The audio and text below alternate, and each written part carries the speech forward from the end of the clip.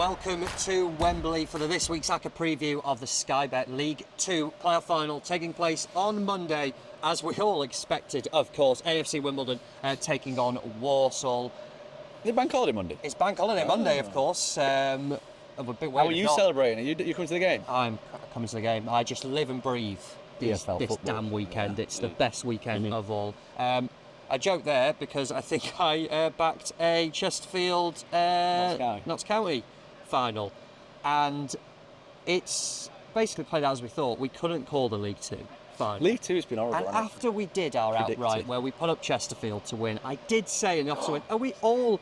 Jimmy, right, honestly, if you haven't listened to the League 1-1, go back and listen to our League 1 preview or watch it, because there's a segment of why Jimmy's so giddy at the moment. I just can't focus with such a star in our presence. But I did say that, have we overlooked the fact that Walsall did win their last game of the season? Yeah. Are they actually back?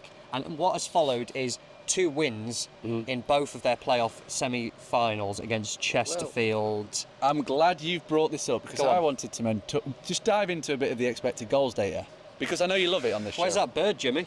Yeah, still flying around. You guys concentrate on the bird, I'll talk tell you what, you do this, and I'll just try and find where the bird's gone. So you know Walsall finished and they were really shit in terms of the results? Yes. Well, the underlying process was completely the opposite. So over the last 12 games of the league season, not including the 2 playoff games, they were actually the 6th best team in the league based on the underlying data. So the process was still there. They were just getting some bad breaks and being a little bit unlucky, whether that be not finishing chances or opponents taking the chances.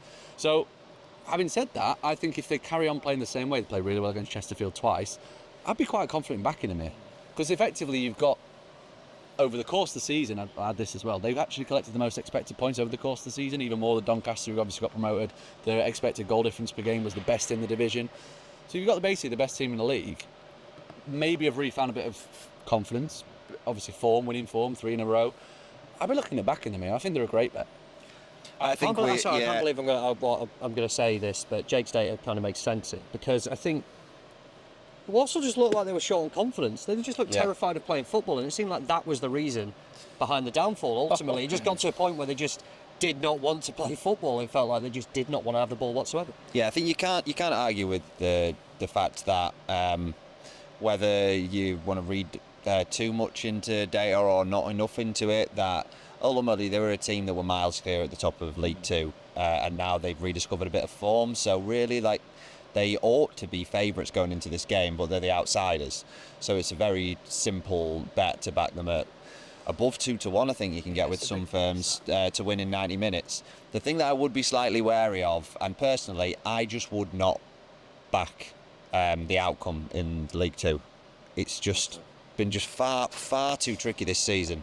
And the 2 legs against Chesterfield, the thing that changed for Walsall is, and the thing that you can kind of add extra context to in how a team's data is going to appear, is they just kept falling behind in all these matches that they weren't winning. And then, of course, you're chasing the game, you're racking up chances, so it can appear like you are performing better than you are. In that first leg against Chesterfield, they managed to score 2 early goals.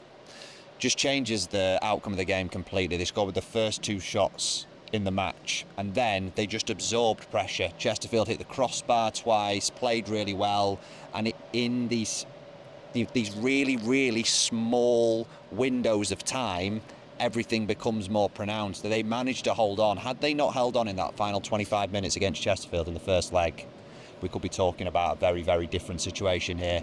Same happened in the second leg. Chesterfield played really, really well for a period of time. They had a striker up front and couldn't score as well. Didn't take their chances. Walsall get away with it. They get to the final. They're going to play a Wimbledon team that just basically don't concede goals. They've got the best keeper in the league. So are they going to get their noses in front in the same way as they did against Chesterfield? Very, very different. So I'd just be steering clear of it personally. Jimmy? Stay away from the birds. He was League 2's your forte, your area? Yeah, well, you know what I always say, you're only as good as your last game. And Walsall, you always say that? Always, mate. I should have it tattooed on my forehead, because I'm just sick of saying it so often. Just point. Just do that. What does it say, pal? Yeah, but I couldn't get away from the fact heading into the playoff campaign that Walsall squandered a 12-point cushion at the top of the league. I thought that was their season over. We all did. And it's not really a trumpet because it lost in the most dire way, but Chesterfield got hammered in to be the outright winner. They opened at 9-2. Yeah. And what did they go off at before the first leg? They were closer to 5-2, weren't they? They went below 3. Yeah, so everyone was in agreement, the bookies were in agreement, everyone was that this wasn't going to be the playoff campaign for Walsall, the way they entered it. Even going in the last minute of the season, they fell into it. And to dust themselves off, pick them up off the canvas and make it all the way to Wembley in convincing style. I mean, you talk about the confidence being back. Albert Adoma's assist for the last goal, that's not Beautiful. a player who's lacking any confidence, is it? The feet was unbelievable. I didn't know he could still move that quick. Still got it. Exactly, so I'd be leaning towards Walsall because maybe they are a good a team as they showed they were in the first half of the season. Maybe they are. And to the what do you call it? The atmosphere in the second leg.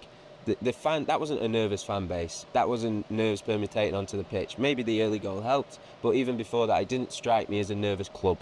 And it's just something like that I'm looking towards in this League Two playoff campaign, where it's impossible to call. But yeah, I would be leaning towards Walsall, but I'm not touching this with a barge pole. Delighted you've used the phrase impossible to call, because it can put me on the spot. So I'll put everyone on the spot by saying, Jesus Christ, the sun. I ridiculed Jimmy, not in my head maybe, I don't think I said it. He turned up in shorts and t-shirt. When we left the hotel this morning, it was Raining. Yeah. I got absolutely soaked. Well, I haven't This got idiot any. is like on his holidays. I am on my holidays. I can't believe you didn't pack him any clothes, Mum and Dad. Good point, yeah. He's turned up and he's absolute triumph now because that sun is hot, so we will round up. Yeah. Impossible to call, but a best bet from everyone in this game. How on earth do we approach a final of a playoff campaign that nobody could call, but I'm going to try and make everyone do it in some form. What we're looking at.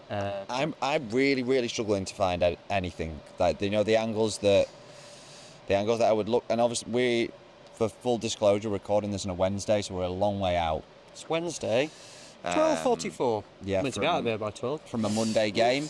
I see it being really low event, and I can't get away from feeling like all of the logic and the prices, which is really all that we can go on, says to back Walsall to win, but I think that Wimbledon will. And I can't really covered all bases. I can't, I can't explain it. Do you know how sometimes you think how the flow of a season's gone, and historically, Wimbledon as a club and everything they've been through, they turn up when it matters, and I just feel like that is going to happen. And Walsall, this is their last chance to save a season that's fallen apart, and I just feel like the weight of everything is going to push it in Wimbledon's direction, and I can't give an explanation that's in like the betting or the stats or anything, which is why I can't bet on it. No bet is sometimes the best bet. I'm just going to side, honestly. What a phrase that is. What a phrase that is, Tom eh? has Who that came up tattooed on with his that? head.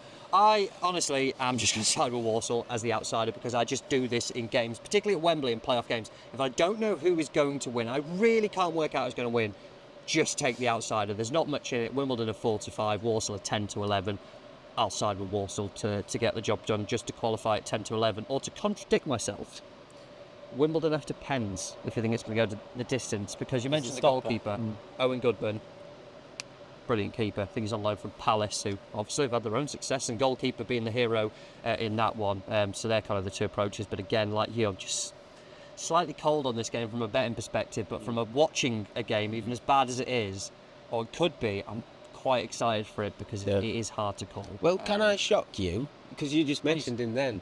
But I would really be looking towards a result and the keeper cards.